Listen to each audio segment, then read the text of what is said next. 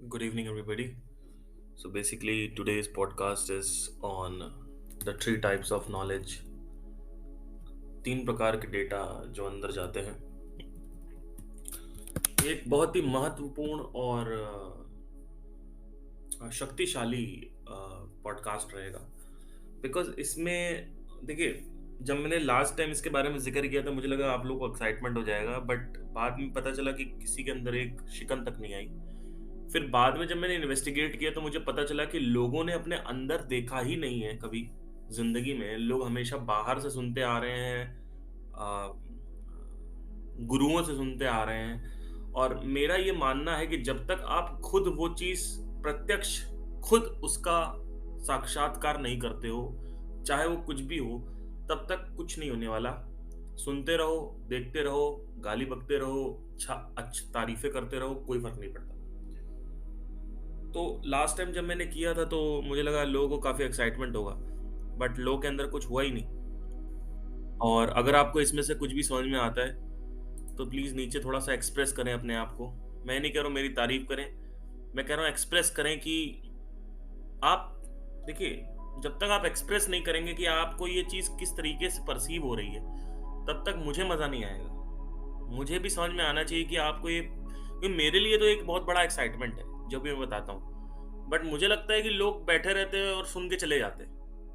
और बैठ के सुन के चले जाना और रिलेट नहीं कर पाना, क्योंकि देखिए रिलेटेबल चीज़ें अगर मैं बोलूँगा तो आप कहोगे, हाँ, हाँ, मेरा भी ब्रेकअप हुआ है, मेरी भी दोस्ती टूटी है, मेरा कोई दोस्त नहीं है।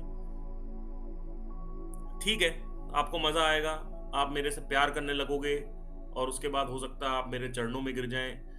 यही होता है आखिरी में। जब ज़्यादा आदमी प्यार करने लगता है तो आदमी चरणों में गिर जाता है।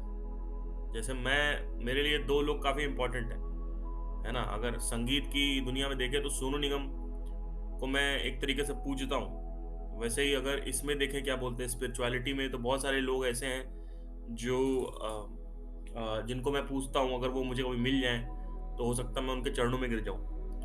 तो ये होता है, लेकिन चरणों में गिरने से आपके चरण सही नहीं होंगे। your think the way you think. See, my vision, what is my vision? My vision is not to you know show you कि I am the authority। और मुझे बहुत कुछ अच्छा लगता है, मेरा काम है कि जितना हो सके उतना प्रोसेस से रिलेटेड बात करूं आपसे, क्योंकि प्रोसेस से रिलेटेड बात ही आपके जीवन की समस्या सॉल्व कर सकती है। कि और अगर दुनिया की जो बातें होती हैं कि औरतें शादी के बाद अत्याचार करती हैं, हिंदुओं को हिंदुत्व नहीं आती, मुसलमानों को मुसलमानी नहीं आती, सिखों को सिख नहीं आता, ये नहीं आता, वो नहीं आता। अगर मैं ये सब बातें करने लगूँ तो कि दुनिया की फालतू की बातें, एंटरटेनिंग बातें, कि अगर आप ऐसे लोगों को यूट्यूब पे सुनते हैं तो उनको सुनना बंद कर दीजिए, क्योंकि मेरे हिसाब से ऐसे लोगों को सुनना वर्जित होना चाहिए। एक व्यक्ति जो पूरे के पूरे सेशन में सिर्फ और सिर्फ क्या दुनिया में हो रहा है उसके बारे में अगर बात करता है और कोई लर्निंग नहीं है, तो मेरे हिसाब से इस ऐसे व्यक्ति को नहीं सुनना चाहिए। कोई लर्निंग नहीं, किसी भी तरीके का कोई वो नहीं, तो मेरे हिसाब से नहीं सुनना चाहिए। बट एनीवे, बाकी आपकी मर्जी, जो करना करिए। बेवकूफ़ों की कमी नहीं इस दुनिया में। तो देखिए, ये 3 प्रकार की जो इन्फॉर्मेशन है, 3 प्रकार का जो ज्ञान है, 3 प्रकार का जो डेटा है, किस तरीके का होता है समझने की कोशिश करिए। ये जो है बेसिकली मैंने सीखा है जय कृष्णमूर्ति जी से, और ये बहुत ही काम की चीज़ है। अगर आपने नहीं सीखा तो आप समझ लीजिए आप पैदा ही क्यों हुए हैं, व्हाई आर यू बॉर्न। ठीक है।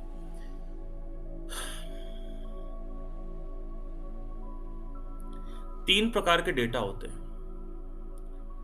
एक डेटा जो होता है वो होता है कि आप बाहर से अंदर ले रहे हो, चाहे वो किताबों से पढ़ रहे हो, चाहे वीडियो से देख रहे हो, लोगों से सुन रहे हो। दूसरे प्रकार का डेटा जो होता है वो होता है कि आप कुछ सोच रहे हो और उसके बाद प्रैक्टिकल कर रहे हो। जब आप प्रैक्टिकल कर रहे हो तो उससे एक डेटा मिल रहा है। फॉर एग्जाम्पल, आपने बिजनेस करना है तो आपने एक किताब पढ़ी, किताब में जो लिखा था वो आपने अप्लाई किया। अब वो पहला तरीके का डेटा है, पहला प्रकार का डेटा है। दूसरा, आपने किताब पढ़ा, और खुद अंदर से कुछ सोचा और सोचा कि अब इसको ट्राई करता हूँ, अंदर से कुछ स्ट्रैटेजी बनाई और फिर आपने ट्राई किया, तो वो एक और लर्निंग हो जाती है जो आप प्रैक्टिकल, थ्योरेटिकल, प्रैक्टिकल, ये 2 कैटेगरी में बांट सकते हैं। तो थ्योरेटिकल नॉलेज क्या होती है? थ्योरेटिकल नॉलेज जो होती है वो आप बुक से पढ़ते हो, वो भी बहुत ज़रूरी है। मेरे एक्सपीरियंस से आप सीख रहे हो और आप खुद के एक्सपीरियंस से सीख रहे हो। ये 2 प्रकार के डेटा ही हमें पता है और यही 2 प्रकार के डेटा में हम कूदते रहते हैं, नाटक करते रहते हैं, उछलते रहते हैं, ड्रामा करते रहते हैं, फालतू की चीज़ें करते रहते हैं। ठीक है? और हम अपना ईगो बढ़ा लेते हैं। जो पहले प्रकार का डेटा है, यानी थ्योरेटिकल नॉलेज। थ्योरेटिकल नॉलेज जो है वो आप किसी भी किताब को पढ़ो, आपको थ्योरेटिकल नॉलेज मिल जाएगी। लेकिन थ्योरेटिकल नॉलेज से सफलता का डायरेक्टली कोई लिंक नहीं है। किताबें आपको गाइड करती हैं, पर अल्टीमेटली आपको दूसरे प्रकार की नॉलेज चाहिए, वो है प्रैक्टिकल नॉलेज। जब आप कुछ पढ़ते हो, उसको अप्लाई करते हो और आपको लगता है कि वो चीज़ सफल हो जाएगी, उसके बाद जब आप फेल हो जाते हो तो फिर आप सोचते हो कि अब मैं दूसरे तरीके से ट्राई करूं, उसको प्रैक्टिकल नॉलेज बोलते हैं। और आप उसको अंदर से कुछ अपनी नॉलेज से, परम्यूटेशन एंड कॉम्बिनेशन से आप उसको बनाते हैं। तो यहाँ तक क्लियर होना चाहिए कि पहले प्रकार का डेटा क्या है। पहले प्रकार का जो डेटा है वो है थ्योरेटिकल डेटा। दूसरे प्रकार का डेटा है प्रैक्टिकल डेटा। प्रैक्टिकल डेटा एक बार फिर से बता देता हूँ क्या होता है। प्रैक्टिकल डेटा वो डेटा है जो आप खुद सोचते हो और अप्लाई करते हो, फिर आपको लर्निंग मिलती है। तो पहली लर्निंग हो गई आपकी बुक से, दूसरी लर्निंग हो गई खुद के एक्सपीरियंसेस से। अब ये 2 लर्निंग ही हमें पता है। अब तीसरी लर्निंग जो है, जिसके बारे में आज तक किसी को कुछ नहीं पता है, उसके बारे में बात करते हैं। देखिए, ये जो 2 लर्निंग है, इसमें डेटा जो है आपका, जो नॉलेज जो है, उसमें फिल्टर मारा जा सकता है। देखिए देखिए, ध्यान से सुनिए, है ना। मुझे जब मैं बात करता हूँ, मुझे ऐसा लगता है कि शायद कोई सुन नहीं रहा है और अटेंशन स्पैन एकदम 0 हो चुका है। बट एनीवे, ये बहुत इंपॉर्टेंट है यार, लोग समझ नहीं पाते।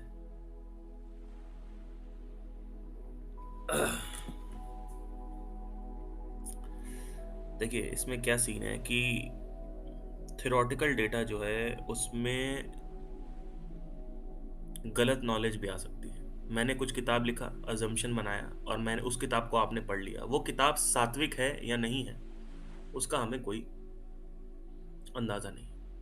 हो सकता है वो सत्य हो सकता है वो असत्य हो, झूठ हो। तो इसमें लीकेजेस आ जाते हैं। बेसिकली थ्योरेटिकल डेटा में बहुत सारे गंदे और झूठे फैक्ट्स लिखे होते हैं। वही प्रैक्टिकल नॉलेज भी है। मैंने कुछ सोचा based on the knowledge. And पहली चीज तो हमें ये समझने की जरूरत है कि हम जो कुछ भी सोचते हैं वो क्रिएटिव नहीं हो सकता। आप कुछ भी नया नहीं सोच सकते हो। मैं फिर से रिपीट करता हूं, आप कुछ भी नया नहीं सोच सकते हो। मैं एक बार फिर से रिपीट करता हूं, आप कुछ भी नया नहीं सोच सकते। You can not do creativity.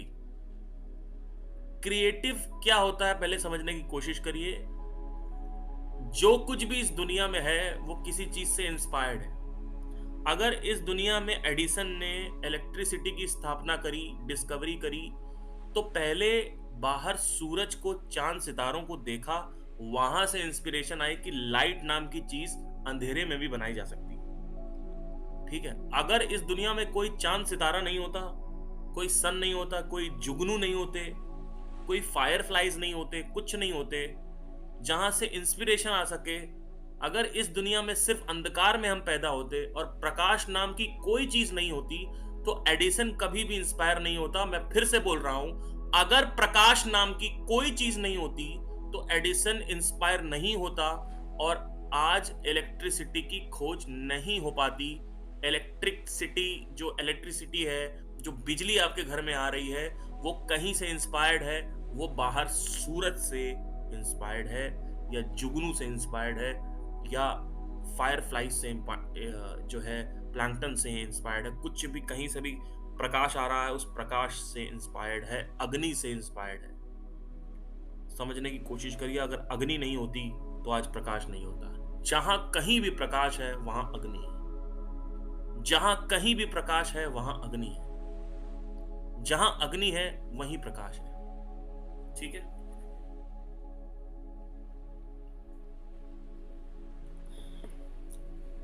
अब लोग कहेंगे कि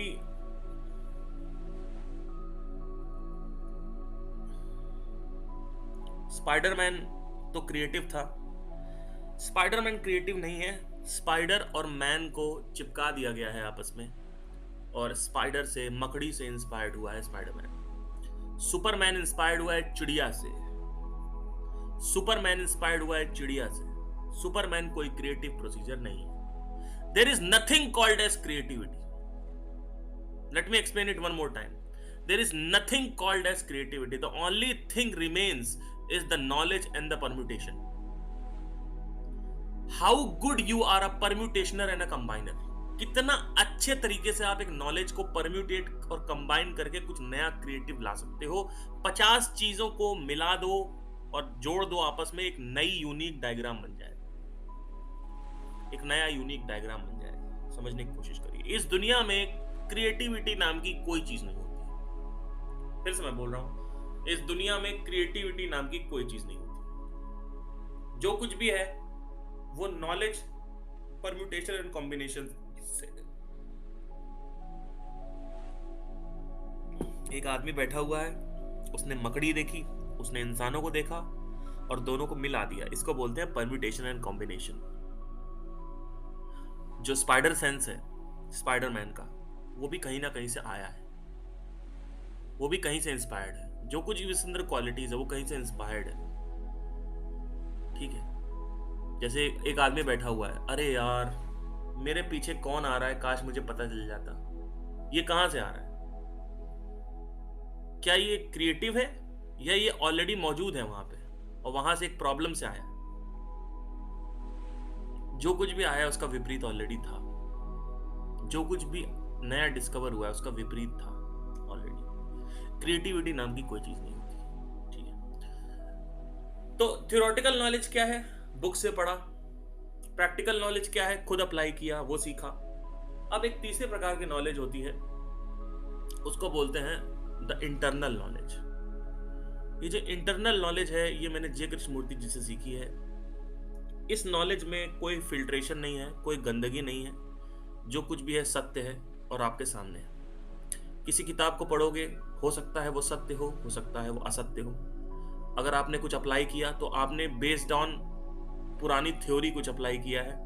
हो सकता है कि वो चले, हो सकता ना चले। अगर चल गया तो वो सत्य है, नहीं चला तो असत्य है। आपने कोई बिजनेस के लिए काम किया, जो भी आपने अप्लाई किया बिजनेस में नया, वो कहीं से आपने पहले इंस्पायर हुए, आप पुरानी थ्योरी से, लोगों से, या कहीं देखा आपने, उसके बाद वहां से आपने अप्लाई किया। अगर वो अप्लाई करने के बाद आपका बिजनेस चल गया, समझ लो वो सत्य है। अगर बिजनेस नहीं चला तो असत्य है, मतलब उसको हम डिक्लाइन कर देंगे, उसको हम हटा देंगे यहां से। अब तीसरे प्रकार की जो नॉलेज है वो है इंटरनल नॉलेज। ये जो नॉलेज है ये direct observation of the mind के थ्रू होती है। जब आप अंदर अपने मन में ऑब्जर्व करते हो, अपने शरीर को ऑब्जर्व करते हो, अपनी सांसों को ऑब्जर्व करते हो, अपने अपने थॉट्स को ऑब्जर्व करते हो, अपनी मेमोरी को ऑब्जर्व करते हो, तब आपको जो नॉलेज मिलती है वो प्रत्यक्ष साक्षात्कार है, वो सत्य है। वहां पे असत्य मुमकिन ही नहीं है। वहां पे असत्य जो है वो संभव ही नहीं है। जो सत्य है वही संभव है, क्योंकि वहां पे कोई फिल्ट्रेशन नहीं है। अंदर आप साक्षात्कार अपने विचारों को देख रहे हो, उससे जो सीख रहे हो, वो जो लर्निंग है, वो लर्निंग बायस्ड नहीं है। वो लर्निंग हमेशा आपकी जो रहेगी, प्योर रहेगी, नेचुरल रहेगी, सत्य रहेगा। बाहर कुछ भी आप पढ़ रहे हो वो सत्य नहीं, वो असत्य है। हो सकता है वो सत्य है, हो सकता है वो असत्य है। उसको हमें रेक्टिफाई करना पड़ेगा। समझने की कोशिश करिए। तो प्रॉब्लम क्या है कि आप में से जो लोग हैं उसमें से हार्डली कुछ लोग जो हैं वही सिर्फ अंतर्दृष्टि है। अंतर्दृष्टि होने से अंदर का जो डेटा है वो आपके स्मृति में जाने लगता है। अभी आपकी स्मृति में सिर्फ बाहर का डेटा जा रहा है। स्मृति मतलब मेमोरी। आपकी स्मृति में सिर्फ आपका बाहर का डेटा जा रहा है, दैट्स इट। आपके अंतर्दृष्टि में जब आप देखने लगते हो तो आपका अंदर ही डेटा जाता है और अंदर ही स्मृति बनती है। मतलब बेसिकली अंदर ही देख रहे हो, अंदर ही मेमोरी स्टोर हो रही है। जितना ज्यादा अंदर की दुनिया की मेमोरी जितना ज़्यादा अंदर का इंफॉर्मेशन आपकी स्मृति में जाएगा, उतना अच्छा रहता है कि आप एक लाइफ में ज़्यादा ग्रो कर रहे हो। जैसे लोग कहते हैं कि आपको इतना सब कुछ कैसे पता है, कहाँ से पढ़ते हो? मैंने कहा भैया मेरे को कुछ पता ही नहीं है, मैं कहीं से नहीं पढ़ता। मैं सिर्फ और सिर्फ अंदर देखता हूँ, ऑब्जर्व करता हूँ और कुछ नहीं करता हूँ।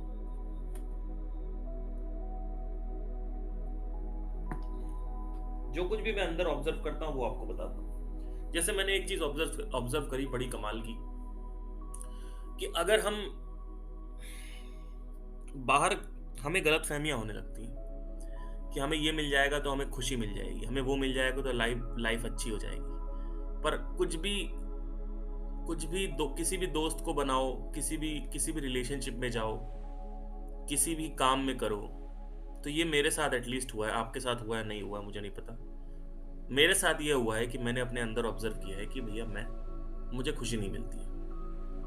हो सकता है आपको भी गलत फहमी हो सकता है बड़े सिंगर्स को, एक्टर्स को ये गलत फहमी हो कि बाहर अभी भी कुछ पड़ा हुआ है, क्योंकि आप अंदर ऑब्जर्व नहीं कर रहे हो, क्योंकि आपको अंदर के बारे में कुछ नहीं पता है। आपको बाहर के बारे में सब पता है, एटम क्या है, इलेक्ट्रॉन क्या है, ये सब पता है, लेकिन आप क्या हो आपको कुछ नहीं पता। आपके अंदर क्या चलता रहता है आपको कुछ नहीं पता। कब आपकी जिंदगी में विचार आ रहे हैं आपको नहीं पता। कब आप विचार शून्यता में जा रहे हो आपको नहीं पता। कौन सा विचार आ रहा है नहीं पता। कैसे आ रहा है नहीं पता। क्यों आ रहा है नहीं पता। विचार क्या है नहीं पता। स्मृति और विचार में डिफरेंस क्या है नहीं पता। मोह और माया क्या है नहीं पता। मन और बुद्धि में जो दो अलग अलग विचार चल रहे हैं, इनको सेग्रीगेट कैसे करें, डिफरेंशिएट कैसे करें, नहीं पता। क्यों? क्योंकि अंदर हमने कभी देखा ही नहीं। जिस दिन तुम अंदर देखना चालू कर दोगे, उस दिन तुम्हें समझ में आने लगेगा कि बुद्धि की आवाज क्या है, मन की आवाज क्या है। आप जा रहे हो, एक आवाज आ रही है पिज्जा खा ले, एक आवाज आ रही है मत खा। ये दोनों ही आवाजें जो हैं वो आपके भीतर से आ रही हैं। आप कह रहे हो कि मेरे अंदर प्रेत चुड़ैल आत्मा है, वो प्रेत चुड़ैल आत्मा नहीं है। इट इज जस्ट दैट कि एक मन की आवाज है, एक बुद्धि की आवाज है। कपिल शर्मा में मैं एक कॉमेडी देख रहा था, तो उसमें बोलते हैं कि मन कहता है खाना, बुद्धि कहती है खाना खाना मत खा, और आत्मा कहती है खाना खा। ठीक है, तो आत्मा नहीं है वो मन है आपका। एक आदमी कहता है मत कर, एक आदमी कहता है कर। जिस व्यक्ति की बुद्धि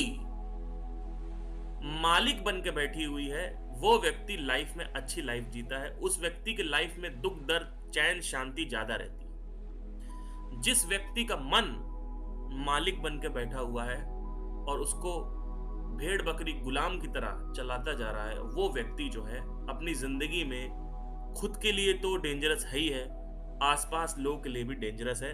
क्योंकि ऐसा व्यक्ति अपने शरीर को बहुत जल्दी खराब कर लेता है, कैंसरस चीजें पैदा कर लेता है अपने साथ।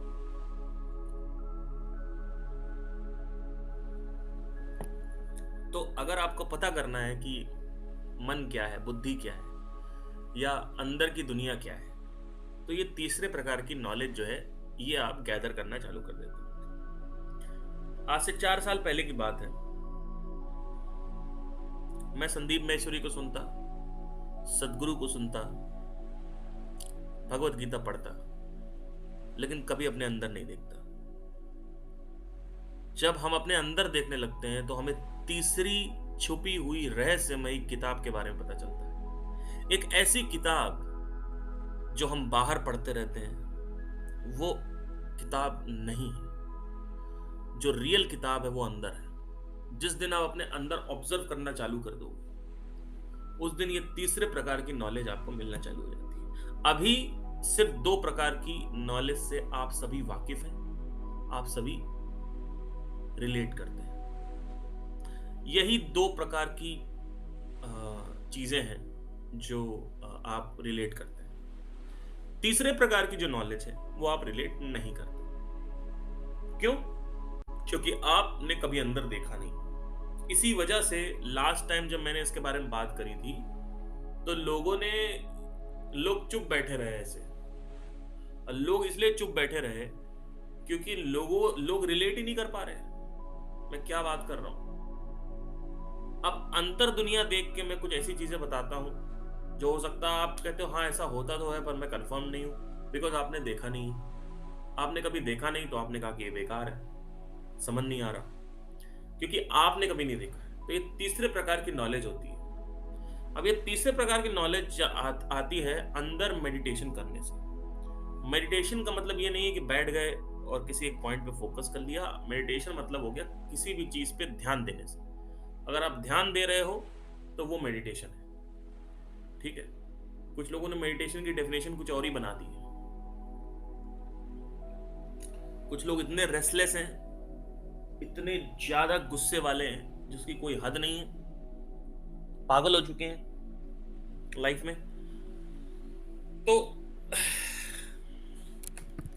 अंदर ही अंदर जब आप देखने लगते हो तो ये तीसरे प्रकार की नॉलेज जो है वो खुलने लगती है।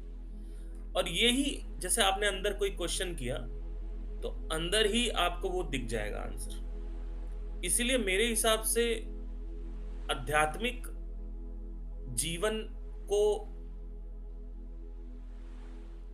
पाना, प्राप्त करना ज्यादा आसान है रादर देन मटेरियल जीवन। क्योंकि मटेरियल जीवन जो है उसमें आपको बाहर पढ़ना पड़ेगा, फिर अप्लाई करना पड़ेगा, ये दो चीजें करनी पड़ेंगी। जबकि यहाँ पे सिर्फ एक चीज करनी है, आपको अंदर ही अंदर देखना है, अंदर ही क्वेश्चन पूछना है और अंदर ही आपको जवाब मिल जाएगा। बस शर्त यह है कि आपकी दृष्टि अंतर हो, दृष्टि भीतर हो, दृष्टि इनसाइड हो। दृष्टि इनसाइड मतलब क्या? आप सेल्फ अवेयर हैं। आज आपकी जिंदगी में विचार आ रहा है, विचार क्या आ रहा है नहीं आ रहा है उसको छोड़ो, विचार आ रहा है, आप अवेयर हो।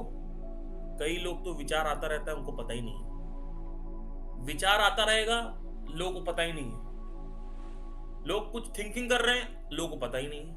लोग ओवर थिंकिंग कर रहे हैं, लोगों को पता। अरे आपको एटलीस्ट अवेयरनेस होनी चाहिए कि हाँ यार मुझे ना विचार आ रहा है। जैसे मैं बाइक से जाता हूँ तो हमेशा मैं देखता हूँ कि मेरा जो फोकस है, मेरा जो ध्यान है, उसकी स्टेट क्या है, वो कहाँ पे है, किस जगह पे है, क्या वो बाहर है, क्या वो अंदर है, और अगर अंदर है तो क्या सोच रहा है। बस मैं अवेयर हो जाता हूँ कि मेरे को थॉट आ रहा है, तो वो थॉट पे मेरे अंदर मेरे को कंट्रोल आने लगता है। विद टाइम धीरे धीरे कंट्रोल आता है। अगर आप बस, आपको अवेयर है, आपको कुछ नहीं करना है, आप बस अवेयर रहो कि अंदर क्या आ रहा है, क्यों आ रहा है भी मत पूछो, क्या आ रहा है।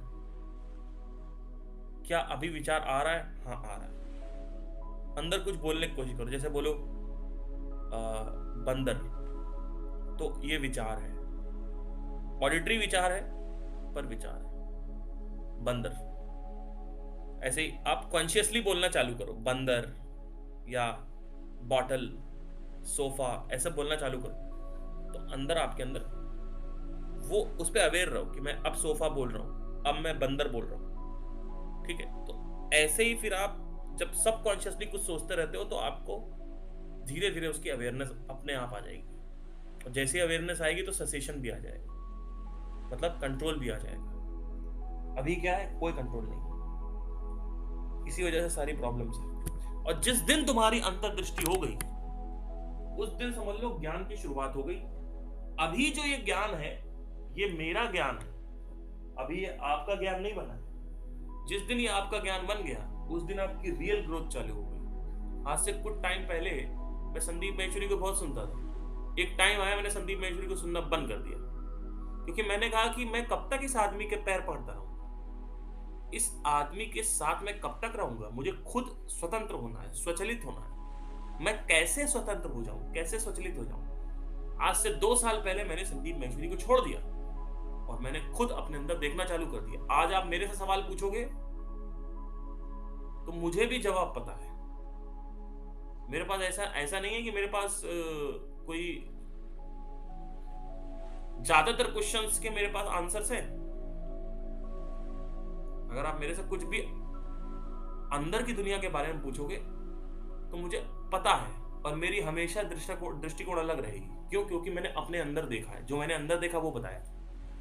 जैसे ये कोई नहीं बताता कि फॉर एग्जाम्पल हमें हर पल गलत फहमी होती रहती है। हम सोचते हैं हम दोस्ती कर लें, और इस गलत फहमी को माया बोलते हैं। माया कुछ नहीं, बस गलत फहमी। समझ लीजिए, आप एक इमेजिन करिए कि आप एक भूल भुलैया में फंसे हुए और एकदम काला हो गया मौसम, काला मौसम है, डार्क मौसम। और भूल भुलैया में सामने जा रहे हो, अंधेरा है, सिर्फ आपको अगल बगल की घास दिख रही है लंबी वाली, और आप उस घास में सीधा चलते चले जा रहे हो, और सामने अंधेरा है फिर भी आप चलते चले जा रहे हो, और चारों तरफ घास है, आपके हाथ में एक लालटेन है, और आपने हाथ पूरा सीधा किया हुआ है। सीधा मतलब वो प्लेज वाला जो हाथ होता है वैसा कर रखा है, और आपने लालटेन पकड़ रखी है, और आप सीधा चलते चले जा रहे हो। और जैसे जैसे आप चल रहे हो आगे प्रकाश बढ़ रहा है, लेकिन जितना प्रकाश बढ़ रहा है उतना ही आपको दिख रहा है, उसके आगे आपको अंधेरा दिख रहा है। पीछे देख रहे हो तो अंधेरा है, लेफ्ट साइड घास है, राइट साइड घास है, ऊपर एकदम चांद सितारे हैं आपको दिख रहे हैं, और आप चलते चले जा रहे हो, चलते चले जा रहे हो, चलते चले जा रहे हो, चलते चले जा रहे हो। एकदम से आपको एक शाइनी ऑब्जेक्ट दिखता है सामने। आपको गलत फहमी होती है कि अगर मैं उस शाइनी ऑब्जेक्ट को छू लूंगा तो मेरा जीवन अच्छा हो जाएगा। लेकिन जैसे ही आप उस शाइनी ऑब्जेक्ट को छूते हो, उस चमकीले बिंदु को, उस चमकीले हीरे को, हीरे के नजदीक जाते हो, आप नजदीक जाते जा रहे हो, जाते जा रहे हो, जाते जा रहे हो, जैसे ही आपने हीरे को टच किया, वो हीरा सांप में परिवर्तित हो जाता है, वो हीरा अजगर बन जाता है और आपको डस लेता है। फिर आप गिर जाते हो, फिर आप 48 घंटे बाद उठते हो, उसके बाद फिर आप चलते हो अंधेरे में। आप अंधेरे में चलते चले जा रहे हो, चलते चले जा रहे हो, चलते चले जा रहे हो, चलते चले जा रहे हो, चलते चले जा रहे हो, और उसके बाद फिर आपने एक हीरा देखा। आपने सोचा इस बार शायद मैं अगर हीरा देख लूंगा तो मेरी जिंदगी बच जाएगी। आप हीरा जैसे ही छूते हो वो सांप में परिवर्तित हो जाता है। ऐसे ही आपको रोज आपके मन में इस प्रकार के हीरे आते रहते हैं, और वो हीरे जो हैं वो शाइनी ऑब्जेक्ट सिंड्रोम है। इसी को माया बोलते हैं। वो हीरा सांप में परिवर्तित हो जाता है। सांप क्या है? दुख है। इस संसार में ऐसा कुछ भी नहीं है जो आपको सुखी कर सके। ये संसार जो है सिर्फ दूर से दिखता है कि ये बहुत सुखी है, बहुत ही अच्छा है, बट एक्चुअली ये संसार जो है वो एक इल्यूजन क्रिएट करता है मन में। आपके मन में ये संसार एक इल्यूजन क्रिएट करता है, एक माया क्रिएट करता है। इसी को माया बोलते हैं। लोग कहते हैं संसार माया। अरे भैया, संसार माया है, सही बोल रहे हो, लेकिन क्वालिटी क्या है? What is the quality of that Maya? Quality ये है, कैरेक्टरिस्टिक ये है, उसका व्यक्तिगत रूप क्या है, व्यक्तित्व क्या है उसका।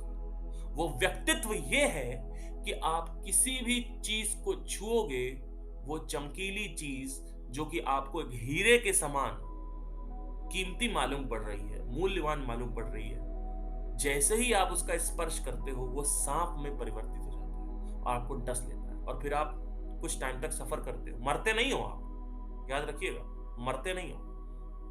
वो जहर ऐसा है सांप का कि वो मारेगा नहीं आपको, लेकिन आपके अंदर एक लकवा मार जाएगा। और वो लकवा कितने दिन तक चलता है डिपेंड करता है कि कौन सा हीरा छू रहे हो। अगर ज्यादा चमकीला हीरा छू रहे हो, अगर आप ज्यादा चमकीला हीरा छू रहे हो तो ज्यादा दिन तक लकवा मारेगा। मतलब क्या? अगर आप लैपटॉप खरीद रहे हो तो आपको उतनी सफरिंग नहीं होगी, लेकिन अगर आप सच्चा प्यार कर रहे हो, रिलेशनशिप में जा रहे हो, तो वहां पे सफरिंग है, वहां पे सफरिंग ज्यादा होगी। तो जितना हाईली सोफिस्टिकेटेड गैजेट होता है उतना ज्यादा वो डसता है।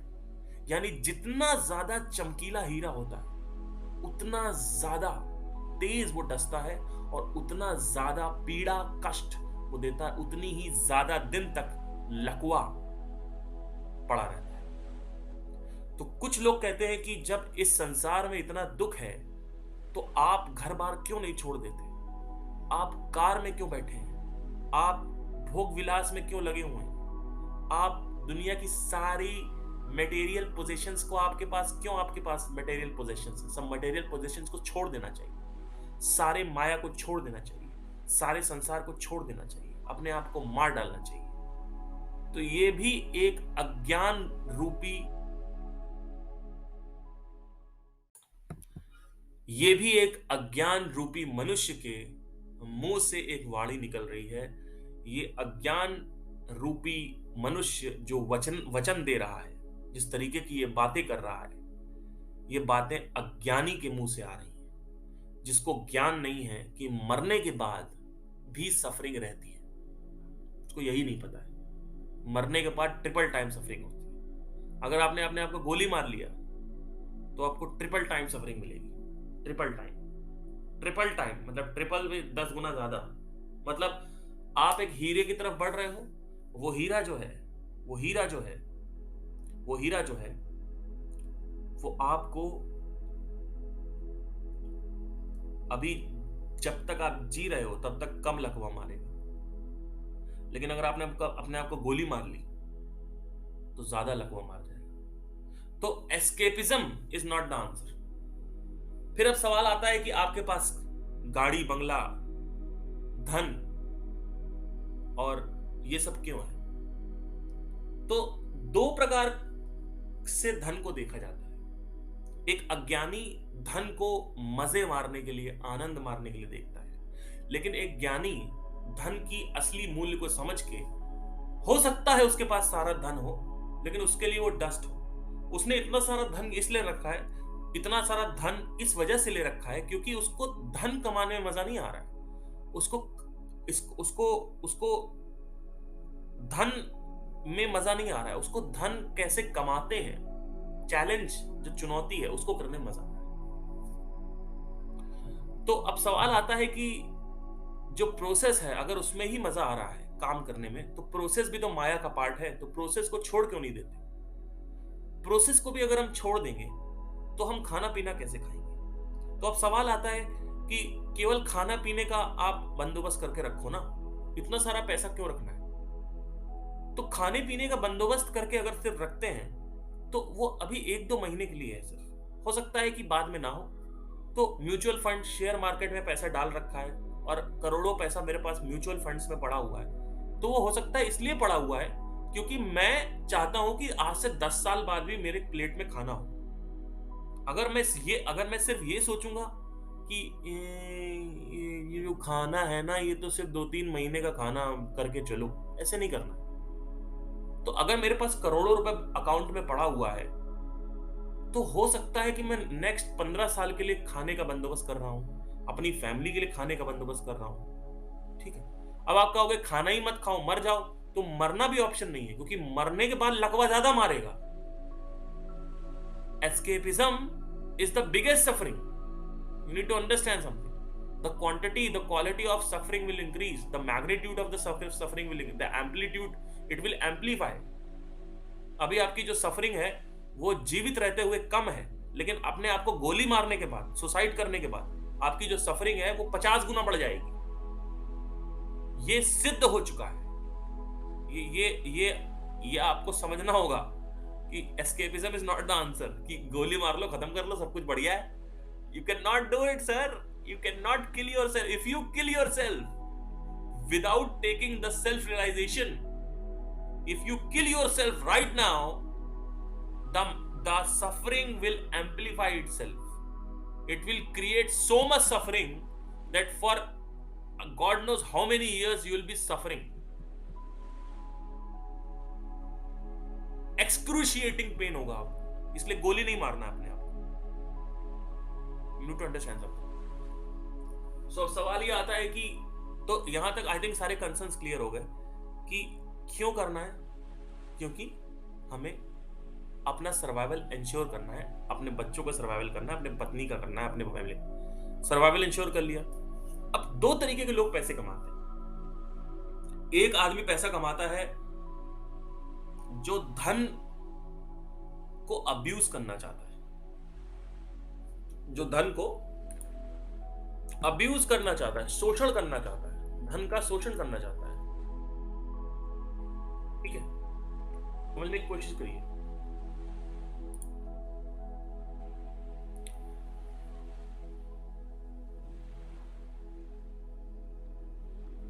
तो 2 प्रकार के लोग जो हैं वो धन कमाते हैं। एक आदमी जो धन का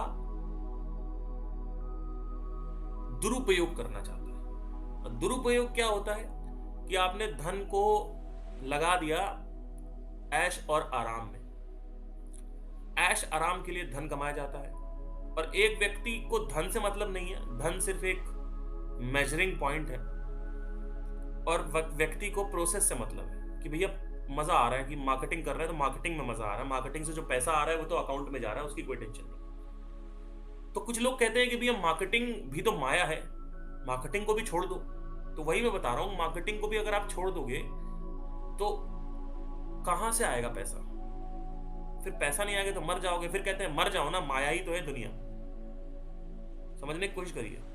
लोग कहते हैं दुनिया माया ही तो है, मर जाओ। तो मैंने क्या बोला आपसे, मरने के बाद भी सफरिंग ट्रिपल टाइम्स हो जाएगी, है ना? तो मरने के बाद सफरिंग जो है वो बहुत ज्यादा तेज बढ़ जाती है। तो अब सवाल ये आता है कि क्या करें? मरना भी नहीं है, धन को आपको ऐश और आराम के लिए अगर यूज भी करना है तो 2-3-4% आपने यूज कर लिया। अगर पूरे 24 घंटे आप सिर्फ अय्याशी कर रहे हो तो वो धन ज्यादा दिन टिकने वाला नहीं है, वो धन खत्म हो जाएगा। और धन खत्म हो गया, देखिए बहुत बड़ी बात बोलने वाला हूं, कान को अपना खड़े कर लीजिए।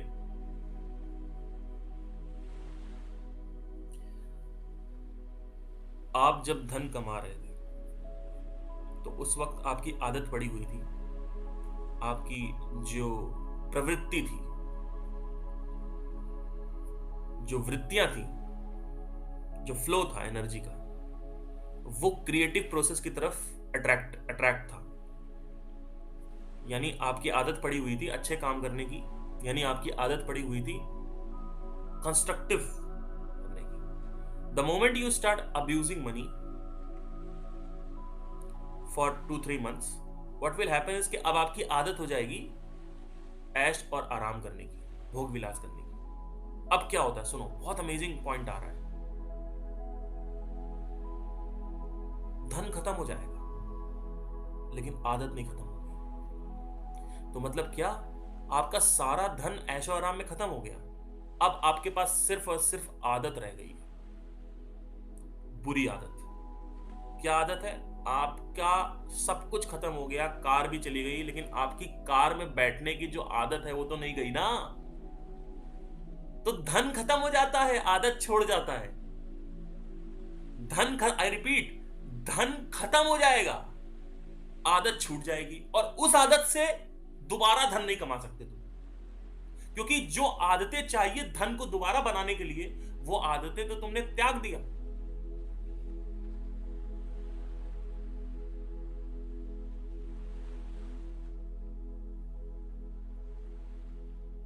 मैं एक बार फिर से इसको थोड़ा सा सिंप्लीफाई करता हूं। देखिए, आपके पास शुरू में गरीबी थी, आप अमीर हो गए, आपकी अच्छी आदत बनी हुई है कंस्ट्रक्टिव करने की। मतलब क्या, आपका प्रोसेस से मजा आता है, आपको मजा आ रहा है, आपको रोज आप सुबह उठते हो, आप फिर दिमाग लगाते हो, क्रिएटिव प्रोसेस है, सब कुछ मजा आ रहा है। अभी आपका ध्यान धन पे नहीं है, धन सिर्फ एक मेजरिंग पॉइंट है। मेजरिंग पॉइंट मतलब क्या, कि ज्यादा धन आ रहा है तो मैं सही प्रोसेस कर रहा हूं, कम धन आ रहा है तो मेरा प्रोसेस खराब। तो एक मेजरिंग रेफरेंस है वो, it is just a reference point, कि आपने रेफरेंस ले लिया। अगर धन बहुत ज्यादा हो गया है तो समझ लो मैं काम अच्छा कर रहा हूं, तो मेरी जो चुनौतियां हैं लाइफ में, जो चैलेंज है, उनकी तरफ मैं आकर्षित हूं, कंस्ट्रक्टिव चीजों की तरफ मैं आकर्षित हूं। लेकिन the moment I start abusing the money and start buying Range Rovers, Rolls Royce, prostitution, what happens is, वो जो धन है वो खत्म अगर हो गया तो इतनी सफरिंग होगी जिसकी कोई हद नहीं। अब वो धन खत्म हो गया क्योंकि आपका प्रोसेस से ध्यान हट गया, तो ऑब्वियसली धन खत्म हो जाएगा। अब धन खत्म हो गया तो आदत छोड़ गया, आदतें वहीं रह गई। अब उस आदत से आप वापस धन नहीं बना सकते। तो धन चला जाता है, प्रवृत्तियां छोड़ जाता है, आदतें छोड़ जाता है। ठीक है, तो अब सवाल आता है, कुछ ऐसे भी लोग हैं जो जो जो जो अय्याशी कर रहे हैं और उनके पास पैसा भी है, जैसे बहुत सारे फिल्मी प्रोड्यूसर्स हैं और नेता हैं। तो कितना भी धन हो जाए, सफरिंग धन में भी होती है, ये भी समझने की कोशिश करिए।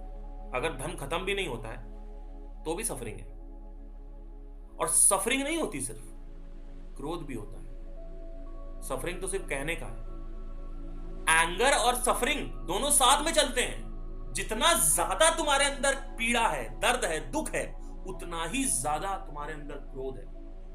इसीलिए आपको शहरों में ज्यादा क्रोधित लोग मिलेंगे, गांव की लाइफ में नहीं मिलेंगे। गांव में शांति है, वहां पे जो लोग हैं वो पैसा नहीं है उनके पास, सफरिंग भी नहीं है और क्रोध भी नहीं है। और यहां पे लोगों के पास पैसा है और इतनी सफरिंग है और क्रोध है। क्यों? क्योंकि यहां का जो पैसा है वो ज्यादा है। मैं ये नहीं कह रहा हूं पैसे से सफरिंग होती है, मैं ये कह रहा हूं पैसे को दुरुपयोग यानी अब्यूज करने से, अय्याशी करने से,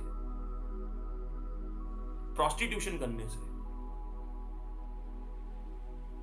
भोग विलास करने से सफरिंग होती है। धन का दुरुपयोग करोगे तो सफरिंग होती है, और वो सफरिंग फिर एंगर क्रिएट करती है। फिर आप दोबारा हाउस पार्टी करते हो, फिर आप पहले सैटरडे हाउस पार्टी करते थे, अब आप रोज हाउस पार्टी कर रहे हो, इसकी हाउस पार्टी में जा रहे हो, उसकी। एक दिन आप देखोगे कि आपके अंदर इतना गुस्सा हो गया है, इतना ज्यादा आपके अंदर दुख हो गया है जिसकी कोई हद नहीं। इसको माया बोलते हैं। हमें लगता है कि सैटरडे हाउस पार्टी करने से हमारी जिंदगी अच्छी हो जाएगी, ये माया है। हमें लगता है कि सैटरडे क्यों कर रहे हैं, हम रोज करेंगे ना, तो हमें लगता है उससे सफरिंग कम हो जाएगी।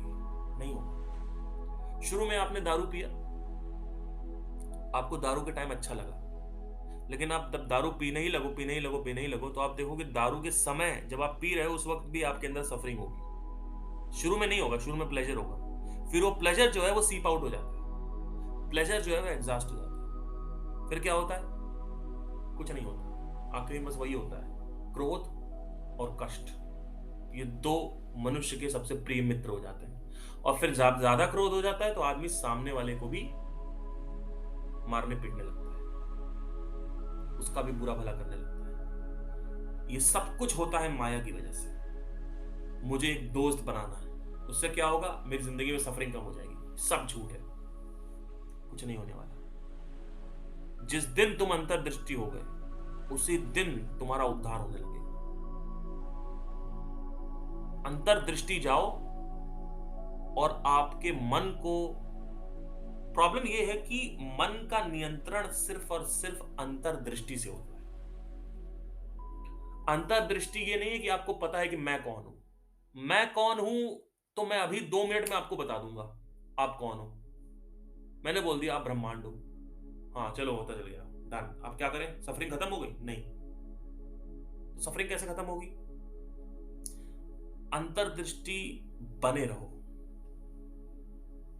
जितना ज्यादा आप अंतर्दृष्टि रहोगे उतना ज्यादा। अंतर्दृष्टि का मतलब क्या होता है? इंटरनल नॉलेज, जो तीसरी टाइप की नॉलेज है, उसको लेते रहो, उसको देखते रहो, ग्रो करते रहो।